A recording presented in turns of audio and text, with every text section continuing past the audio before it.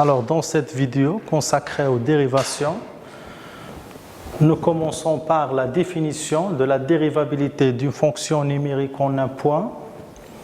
Bien sûr, on va interpréter graphiquement ce résultat et nous terminons par quelques exemples d'application. Et comme application, on va citer l'approximation affine ou bien ce qu'on appelle la fonction affine tangente à une fonction en un point.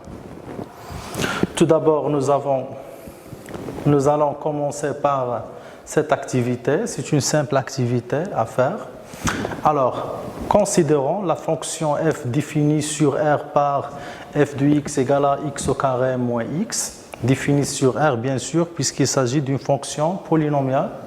Et on se demande de calculer la limite suivante, la limite de cette quantité en 3. Donc on va calculer limite f de x moins f de 3 sur x moins 3 quand x tend vers 3. Alors calculons cette limite. Donc on a limite en 3 de f de x moins f de 3 sur x moins 3 est égal à limite en 3 de x au carré moins x moins 6 sur x moins 6. Donc ici x au carré moins x représente l'expression de la fonction f. Le nombre 6 désigne l'image de 3 par f. Bien sûr, comme vous voyez dans le cours précédent, pour calculer cette limite, il s'agit d'une fonction rationnelle, d'une fraction rationnelle. Donc on va remplacer x par 3. Si on remplace x par 3, on obtient 3 au carré moins 3 moins 6 sur 3 moins 3. C'est-à-dire on obtient 0 sur 0. C'est une forme indéfinie, c'est une forme indéterminée. Et pour enlever l'indétermination, bien sûr, on va factoriser et simplifier par x moins x0. x0 dans ce cas égale à 3, donc on va factoriser par x moins 3. Bien sûr, pour factoriser, on peut utiliser soit la division euclidienne de ce polynôme par ce polynôme, ou bien on va utiliser d'autres méthodes, par exemple la méthode d'Hörner. C'est bon? Donc, si on factorise par f2 par x moins 3 et simplifié par cette expression, on obtient que cette limite est égale à limite en 3 de x au carré plus 2. Si on remplace maintenant x par 3, on obtient 3 plus 2 est égal à 5. Donc cette limite est finie, il vaut 5. Et dans ce cas, on dit que la fonction f est une fonction dérivable en x0 égale à 3. Et ce nombre 5 représente le nombre dérivé de cette fonction en x0. D'où la définition suivante. Alors, définition, soit f une fonction définie sur un intervalle ouvert I et fixant un élément x0 de cet intervalle. On dit que la fonction f est dérivable en x0 si et seulement si la limite en x0 de f de x moins f de x0 sur x moins x0 est égal à un nombre L appartient à R. C'est-à-dire, ou bien autrement dit, la fonction f est dérivable en x0 si la limite de cette quantité existe. Bien sûr, dans le cas contraire, c'est-à-dire si cette limite est infinie ou bien n'existe pas, on dit que la fonction f n'est pas dérivable en x0.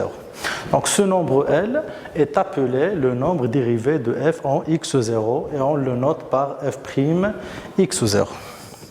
Bien sûr, pour simplifier le calcul, pour se ramener au voisinage de 0, on va effectuer un simple changement de variable. On va poser h égale à x moins x0, c'est-à-dire x égale à x0 plus h. Donc lorsque x tend vers x0, c'est-à-dire cette différence va tendre vers 0.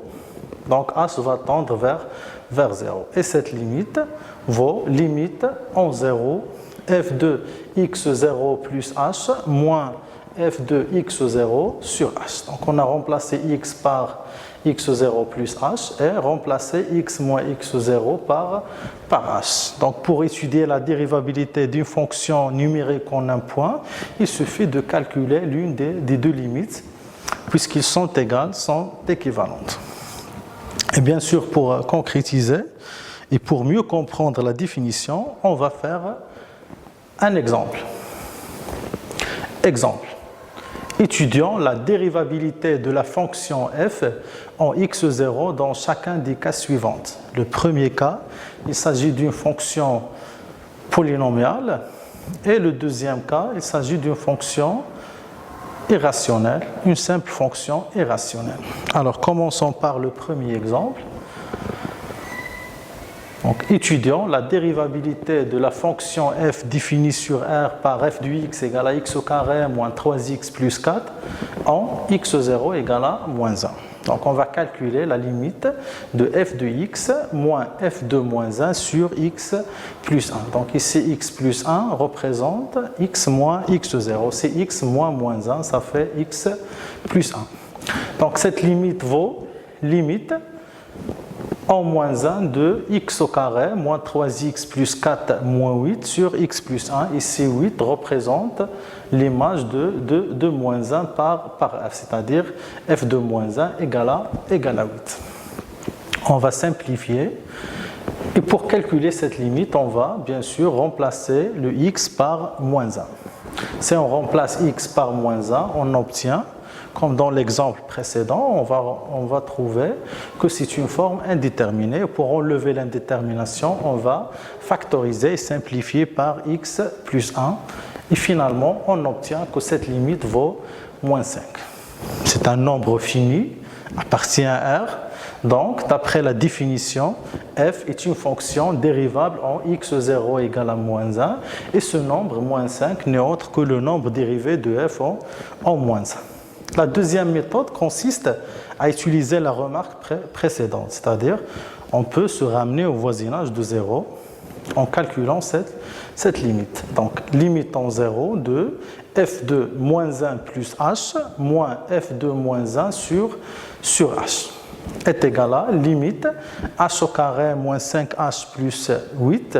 Ici, cette expression représente f de moins 1 plus h. C'est une expression déjà calculée. Moins 8 désigne l'image de moins 1 par f.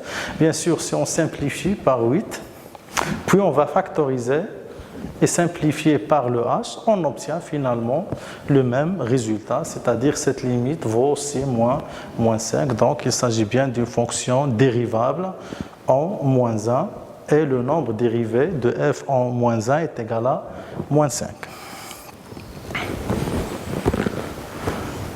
Étudions maintenant la dérivabilité de la deuxième fonction en x0 égale à 4. Donc on va calculer la limite en 4 de f de x moins f de 4 sur x moins 4. C'est égal à limite en 4 de racine carrée de x moins 2. Ici 2 représente l'image de 4 par f sur x moins 4. Bien sûr, si on remplace x par 4, on obtient racine de 4 moins 2, ça fait 0, sur 4 moins 4, ça fait 0. Donc on obtient 0 sur 0, c'est une forme indéterminée. Et toujours, pour enlever l'indétermination, on va ici multiplier et diviser par le conjugué. C'est-à-dire on va multiplier le numérateur et le dénominateur par la même quantité, c'est-à-dire par racine carrée de x plus 2. Puis on va simplifier par x moins 4, on obtient finalement que cette limite vaut lim 4 de 1 sur racine carrée de x plus 2 qui vaut 1 sur 4. Bien sûr, c'est un nombre fini, existe, appartient à R, et par suite, cette fonction est dérivable en 4 et le nombre dérivé de f en 4 est égal à 1 sur 4.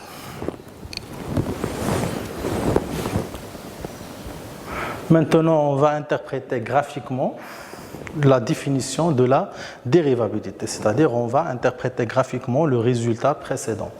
Alors, soit f est une fonction dérivable au point x0, alors CF désigne la courbe représentative de f dans un repère OIG, admet une tangente t au point A de coordonnées x0, f de x0 d'équation y égale à f' de x0 facteur de x moins x0 plus f de x0. C'est-à-dire si f est une fonction dérivable, alors sa courbe admet une tangente t au point d'abscisse x0 et cette tangente est donnée et définie par cette équation et définie par cette relation.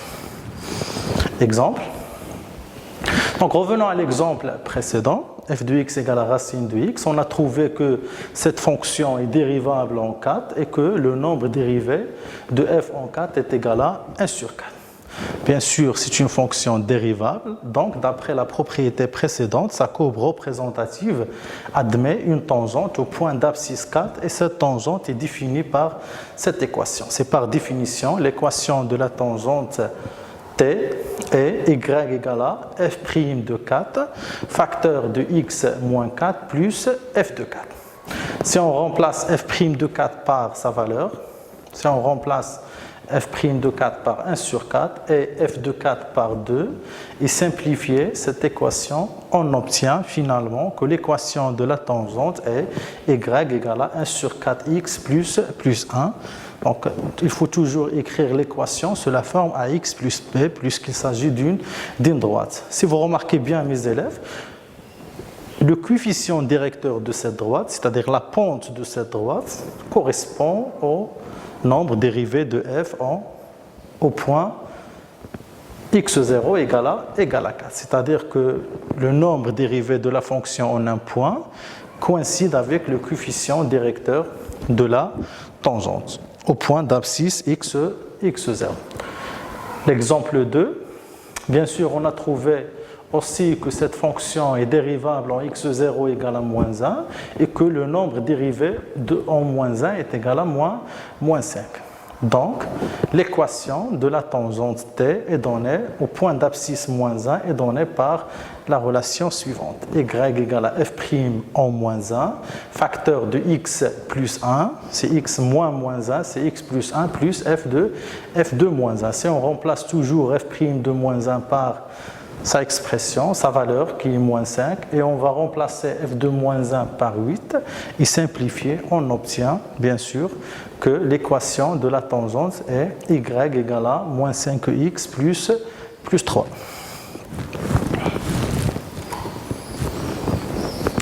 Exercice d'application.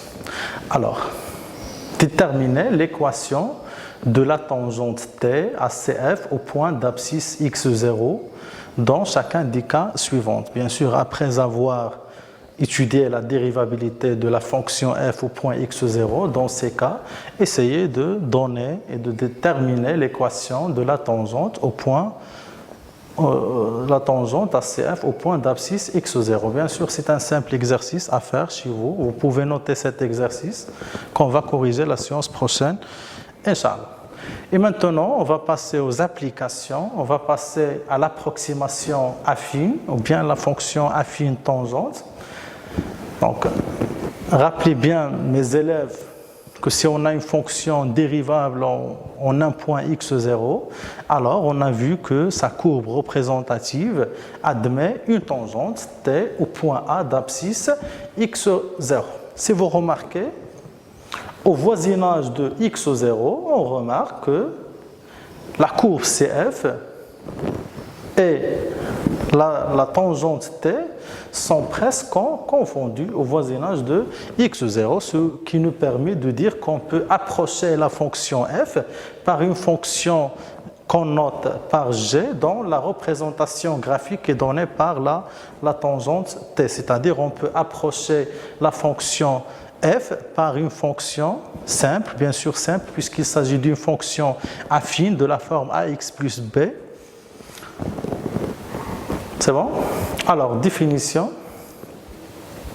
Soit f une fonction dérivable en un point x0, la fonction g définie sur R par g de x égale à f' de x, facteur de x moins x0 plus f de x0. C'est l'expression de la tangente. C'est bon? Est appelée la fonction affine tangente. Bien sûr, cette fonction sert à approcher la fonction f. Propriété, soit f une fonction dérivable on a un point x0 et j'ai la fonction affine tangente à f au point x0. Bien sûr, la fonction g existe puisqu'il s'agit d'une fonction dérivable. Alors, au voisinage de x0, on a f de x est à peu près égal à g de x. C'est-à-dire, pour calculer l'image d'un nombre a assez proche de x0, un nombre a qui se trouve dans un voisinage de x0, on peut remplacer la fonction f par une fonction simple, une fonction affine, très simple, g.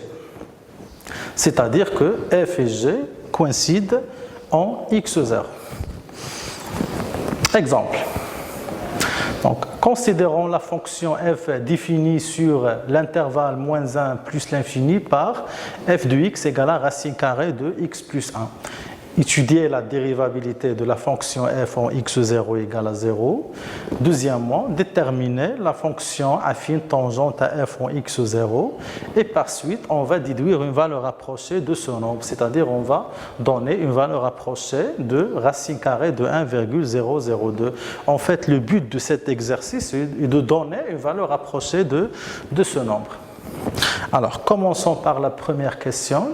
Donc, on va calculer la limite de cette quantité.